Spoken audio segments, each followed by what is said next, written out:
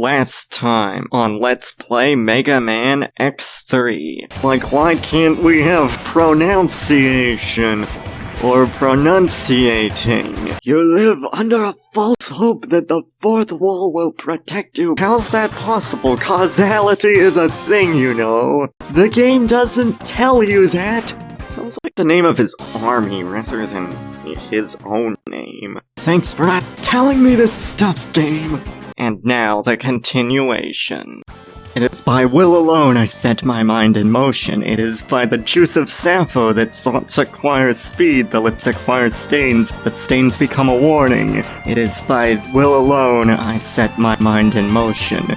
This is the Mississippi King welcoming y'all back to more Let's Play at Mega Man X3. In this episode, we're going to actually not finish off the remaining Mavericks, but I did want to stop by in Gravity Beetle's stage. I know I kind of began this in a similar way to the previous episode, like starting in a stage, but in the last episode we took out 3 Mavericks, Toxic Seahorse, Blast Hornet, and Gravity Beetle, but not in that order. That's the key, that's the thing you gotta remember, folks.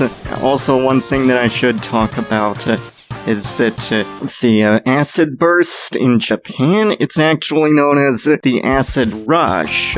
Personally, I think acid burst makes more sense, but like, I can see either. It's the only other weapon that has a different name from its Japanese version. Anyway, I should probably talk about the arm part charge shot. Now, a lot of people don't like it. They say that, like, they miss with it very often. Did I hit my head and, like, wind up in some parallel universe or whatever? Cause, like, I often always do hit with the charge shot, the double charge shot that it allows you to do. So, like, I don't get it? What's going on? Like, I know it sounds kind of condescending and whatnot, but like, seriously, I don't get what everyone dislikes about it, like, how they end up missing. Also, another thing I should talk about is the Ray Splasher, which is Neon Tiger's weapon. Enter this capsule, X. Take this X-Buster upgrade. The upgrade will increase the strength of your charged shots. You will be able to shoot 2 charged shots at once. If timed correctly, you can overlap the shots to create a single cross-charged shot. The upgrade will also allow you to charge any special weapon. And it's actually very good, I find. It shoots a ray of bullets in slightly different directions, and like, people can say that like it's unpredictable, but it's got a very faster rate of fire, and it's very easy to nail some hits into it. It also does some pretty good damage, so I'd say it's definitely worth it. It's a pretty good weapon, if you ask me. Anyway, I think the music to this stage is pretty good. It's got this nice hard rock vibe that pumps you up for like an exciting stage that's full of enemy hazards and that is just very well crafted and well suited to dashing all over the place and dodging enemy attacks. And it's exciting and action-packed. I really like this stage. It's one of my favorites in the game. So it's fitting then that the music to it is also one of my favorite tracks in the game. Again, the soundtrack is far from my favorite in the X series. We will be getting to my favorite soundtrack shortly, but it's still pretty good. I enjoy it, even though a lot of the tracks kind of blend together, which, you know, is a bit of a weakness in my book, but it's not like it's absolutely necessary for the tracks to sound super distinct from one another. Some soundtracks just work best when confined to a single genre of music, and that's fine. Anyway, now as for the reason I chose the air dash, I mean, I think you can see why at this point. The double air dash, it's very useful.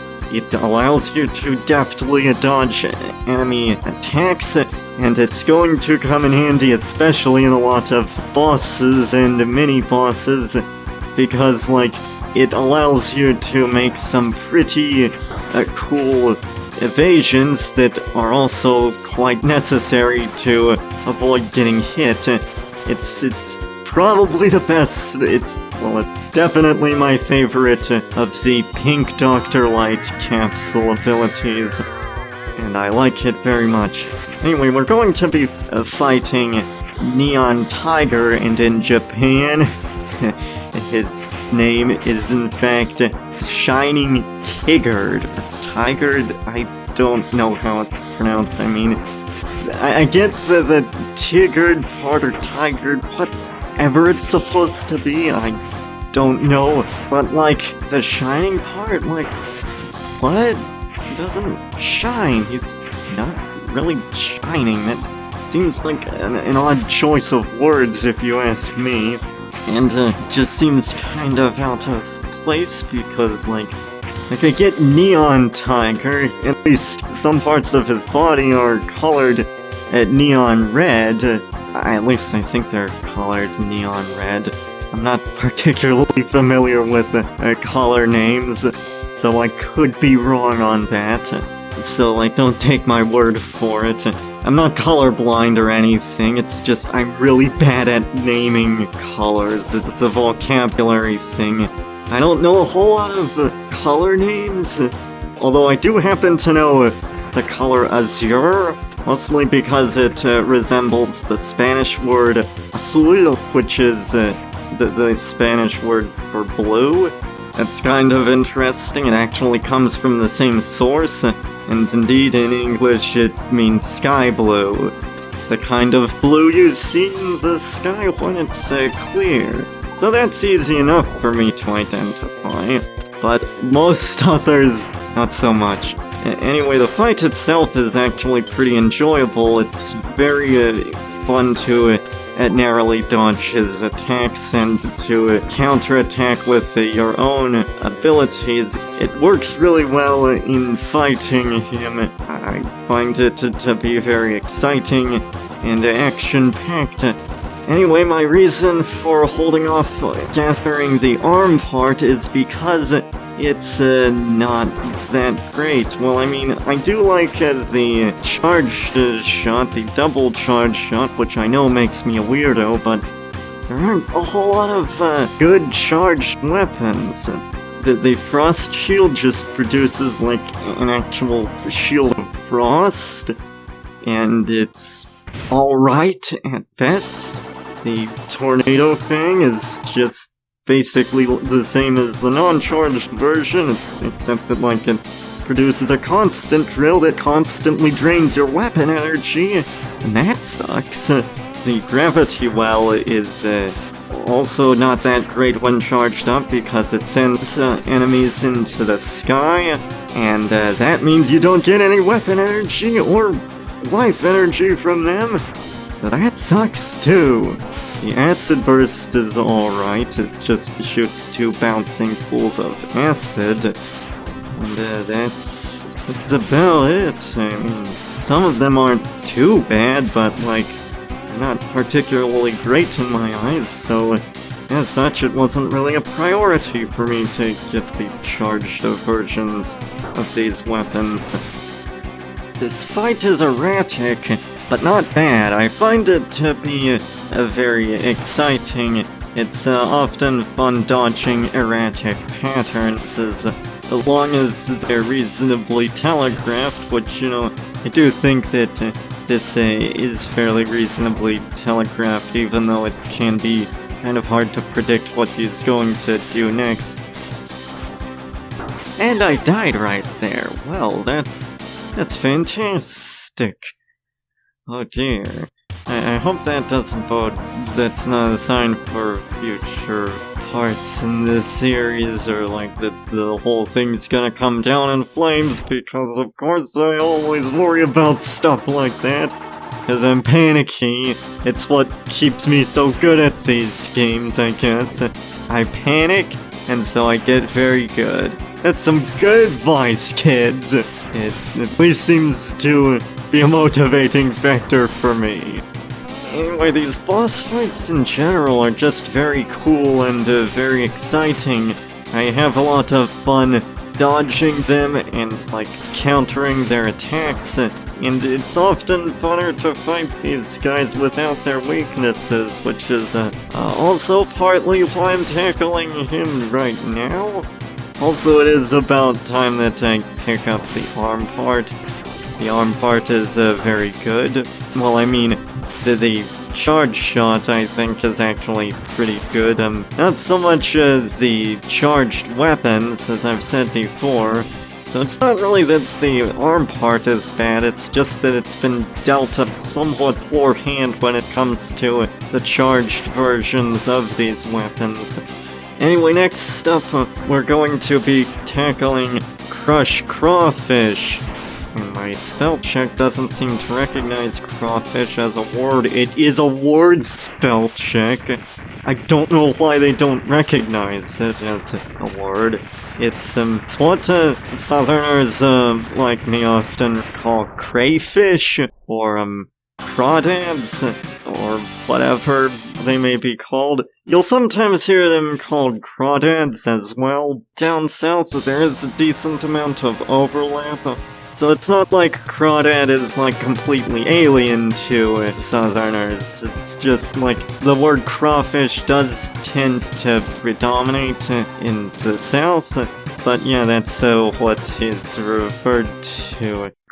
Crawfish. I recently learned that in fact there's actually a field dedicated specifically to studying crawfish.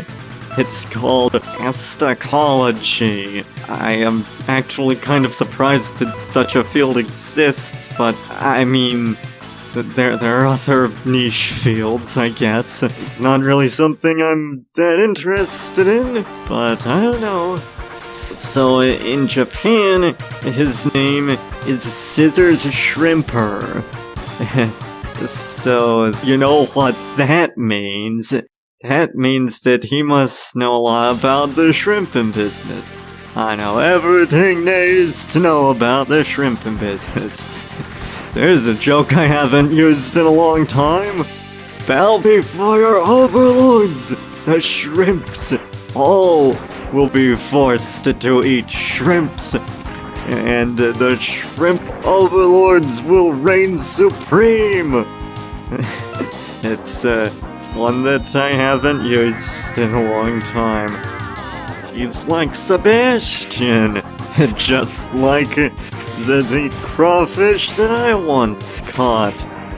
That's an interesting story. I feel I should explain that since it's been a while since I've brought up that story. So basically what happened is that I once went fishing with some friends of mine, and we caught a few things, but I'll always remember the one that I caught. It was a crawfish that I decided to name Sebastian because, well, I just felt that it was an appropriate name for a crawfish, that it was the kind of name that a crawfish would have.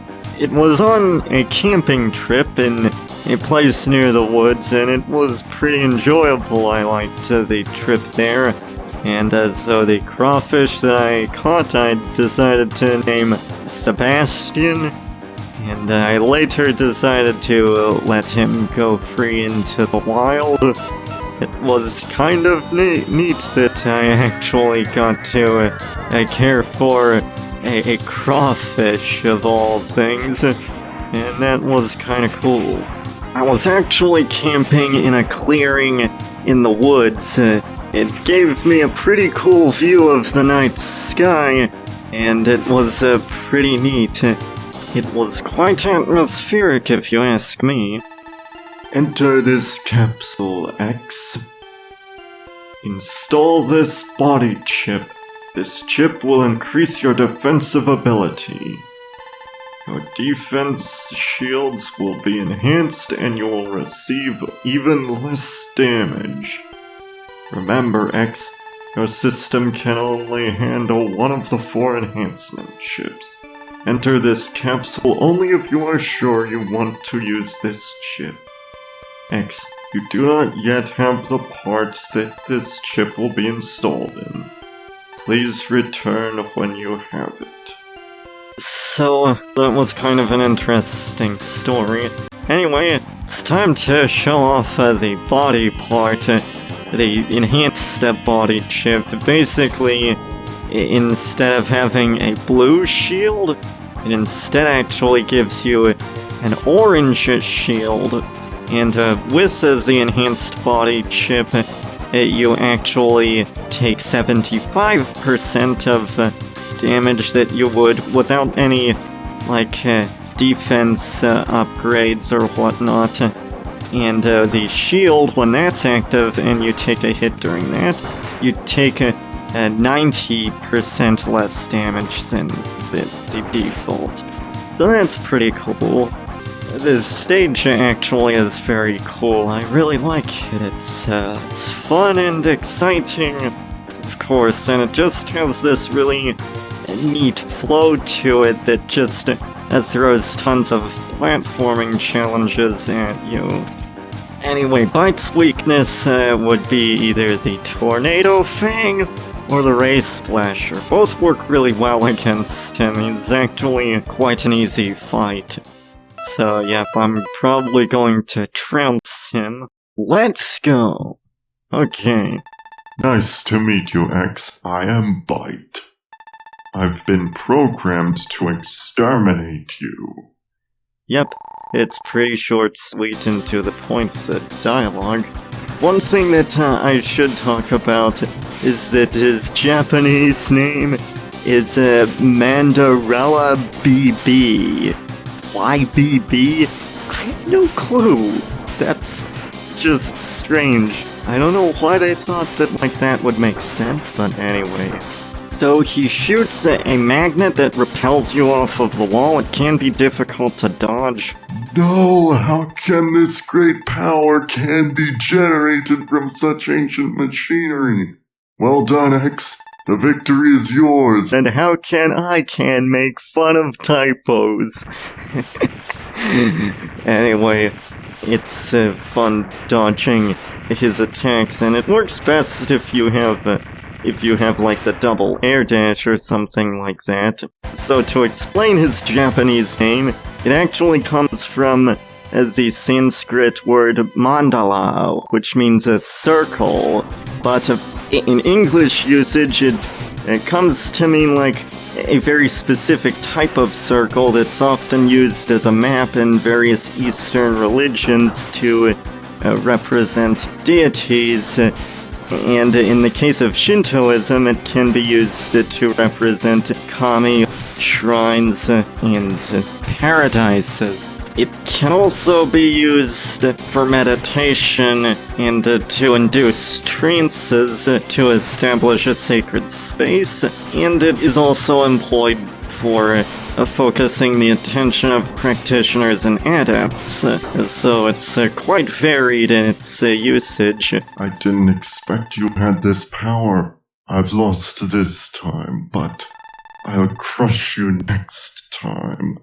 So, anyway, it's about time that I talk about what I'm going to do in this stage, and that's actually access the vial stage.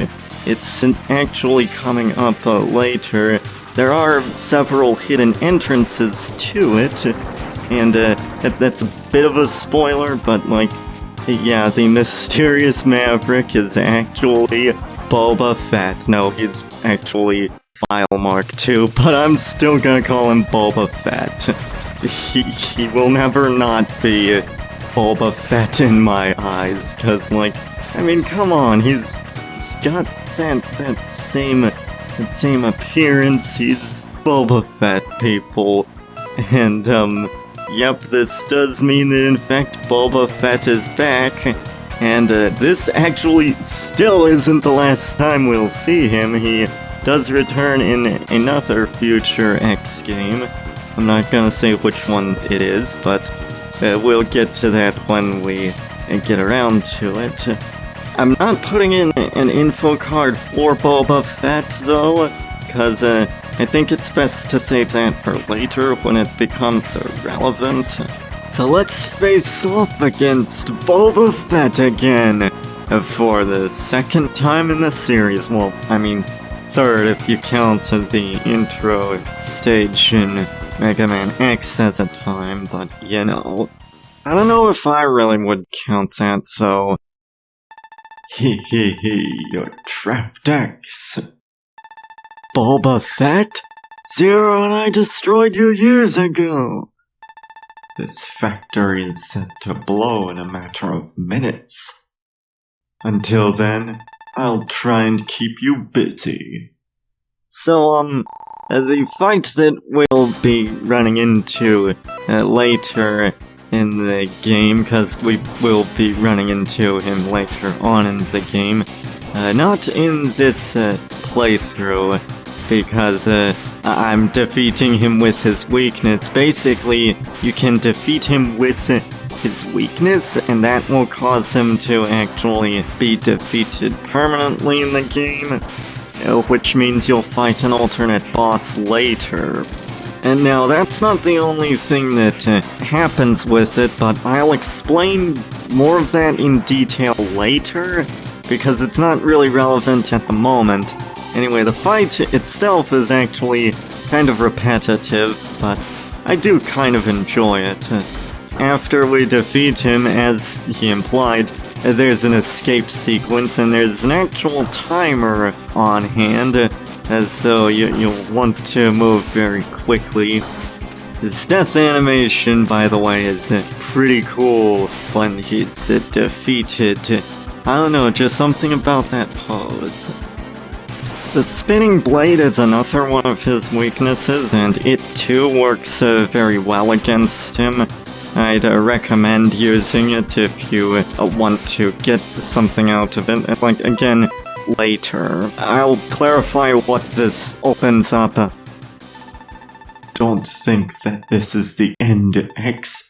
I will haunt you to the day you die. That's a cool line, except it doesn't go anywhere in the series. He only shows up in one game after this. So, like, he's hardly much of a threat. He's definitely not much of an arch rival. He's just kinda there. Anyway, it's time for the escape sequence. But, like, that is one thing that bothers me about these games' stories in the X series. Often you have, like, plot points that are just rendered kind of empty and meaningless because, like, there's little continuity between games. Like, for instance, the next game is going to introduce several new characters that we're supposed to care about, but that, like, it's kind of rendered ineffective because these characters weren't introduced in previous games. And yeah, the storytelling of this series leaves a lot to be desired, although the worst stories in this series are yet to come, trust me, and man, we are cutting it real close right there. That was kind of intense. That was, I almost failed that. Also, as y'all can see, the frost shield is just awesome. It just shreds through a lot of enemies. Not all enemies, but it kills a decent amount of enemies in like one hit, which is really good. It's kind of best in close range because like it moves very slowly. That is a problem with it, but besides that, it actually is quite useful if you use it up at close range.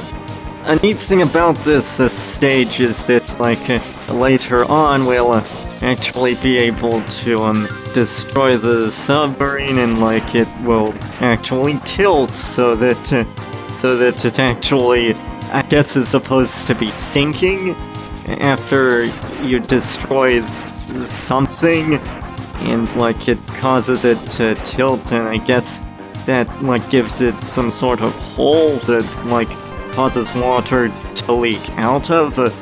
It's a neat detail.